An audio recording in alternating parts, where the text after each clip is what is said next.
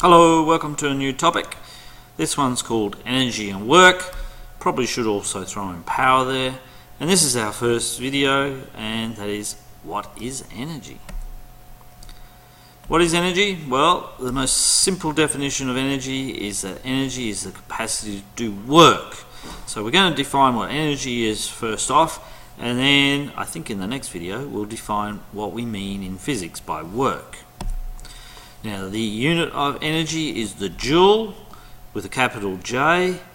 So you would have, if you've noticed, perhaps when you're eating some Mars bar or something, you might actually find that in the nutritional information it tells you how many joules of energy, and sometimes it's referred to as kilojoules. So the other thing, a few things that we need to know about energy. Energy is not lost. You can't lose energy. It just has to get transferred from one place to another and from one form to another form.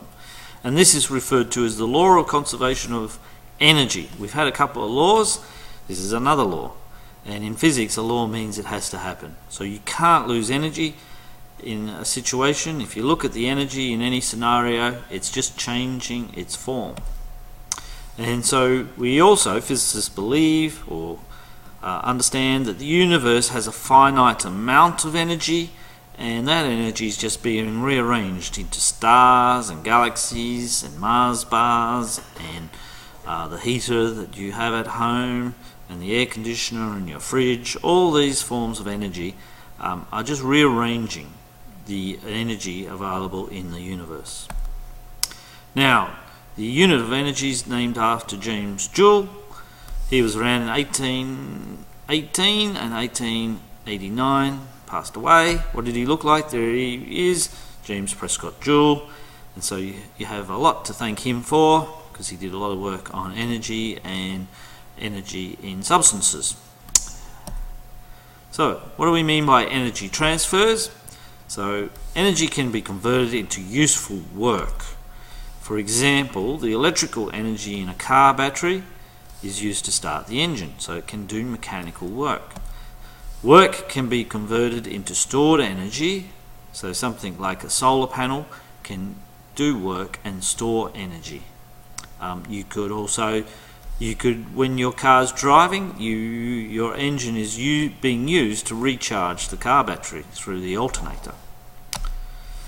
For example, just another example, we can do work to pump water from a lake to a reservoir. So if we use a great big pump, it does mechanical work and it can pump water into the reservoir. The stored water, therefore, then has higher energy because of its height, and it can then be used to drive electrical generators, hydro generators, to produce electrical energy.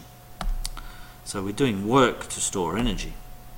When energy is transferred to an object, we say work is done on the object. For example, water pumped up the reservoir had work done on the object, so we did work on the water. When energy is transferred away from the object, we say that work is done by the object. So when we send the water down through the hydroelectric scheme, we would say that the water is doing work, or work is being done by the water at the hydroelectric station.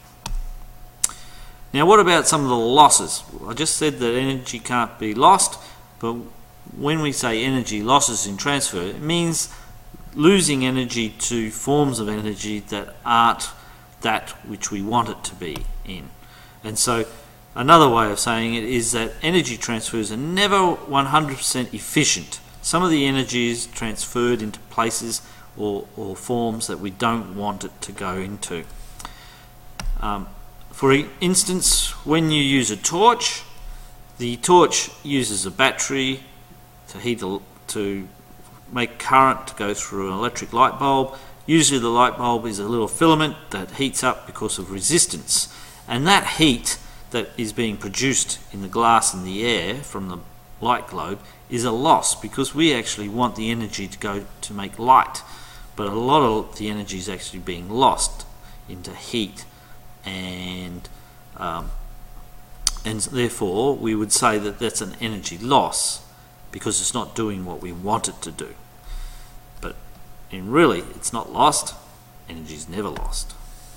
So efficiency is a measure of the useful energy output compared with the energy input. And ideally, we would want something to be as close to 100% efficient as it can be. So efficiency, percentage efficiency, is equal to energy out divided by energy in, and to get that percentage, we times it by 100.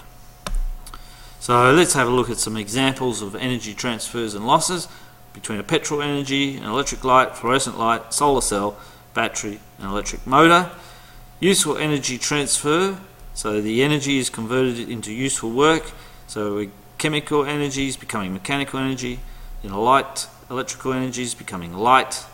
In a solar cell, light energy is becoming electrical energy. In a battery, batteries are chemical processes, so they're getting chemical energy becoming electrical energy. And in an electric motor, electrical energy is becoming mechanical energy. Now, how efficient are they? Petrol engine, 25.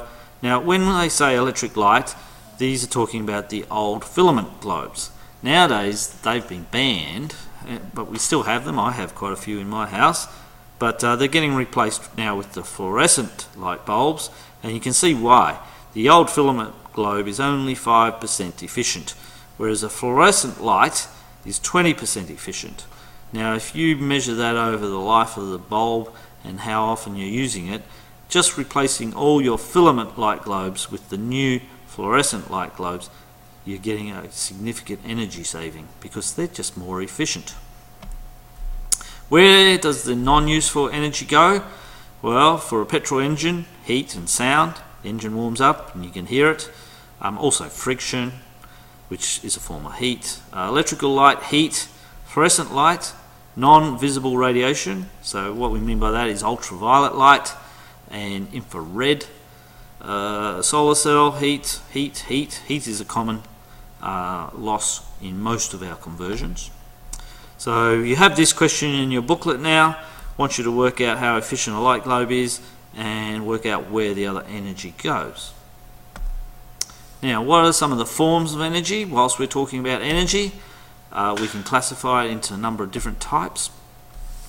Anything that's moving is said to have kinetic energy. So kinetic energy is the energy of motion, sometimes given as an E with a small k, sometimes also written as Ke. For example, a flying bird, a shooting star, a moving locomotive, and a speeding bullet all are moving, and therefore they have kinetic energy. Bodies that can do work because of their position are said to have potential energy, sometimes written as EP. That's my preferred way of writing it, but also PE. For example, the water in the reservoir we've talked about, or a compressed spring. In the old clocks and watches, they used to use a spring to make the clockwork mechanism work. Or stretched rubber band is all potential energy. Something like when you pull back on a bow, in a bow and arrow, that is potential energy whilst you're holding it back there. Kinetic and potential energy are said to be forms of mechanical energy, in that you've got to do something mechanical to make it happen. There are other types of energy, such as chemical, heat, and electrical energy, and these are referred to as internal energy. And the definition between these two is not too important for us in physical science. Wouldn't worry about it too much. So now we've learnt all about energy, we also now have to learn about work before we can actually start putting some of this into application. So the next video, we're going to learn all about what we mean in physics by the term work. See ya.